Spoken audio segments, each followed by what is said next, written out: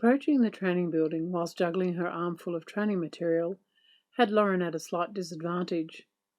She mentally chided herself for not having had the foresight to put her material into its purpose-built training case earlier that morning.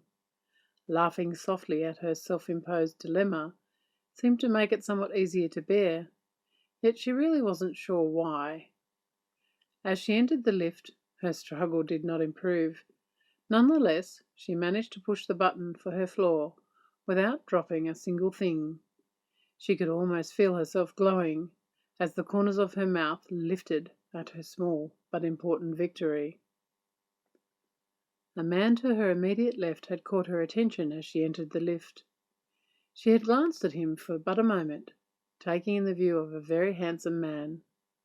She guessed at least 10 years her senior. He was tall at over 6 feet, Lauren surmised, with jet black hair and deep brown eyes. Kind eyes, she reflected, with more than a little hint of mischief. He had noticed her somewhat casual interest and gave her a perfunctory smile and a very brief hello, his tone deep and timbered. Lauren returned the smile, saying hi, her own voice low and husky. She found herself momentarily mesmerized, taking in every detail of his chiselled face. From the 5 o'clock stubble that already appeared to be making an early appearance on his jawline, through to the masculine lips that framed perfectly white teeth.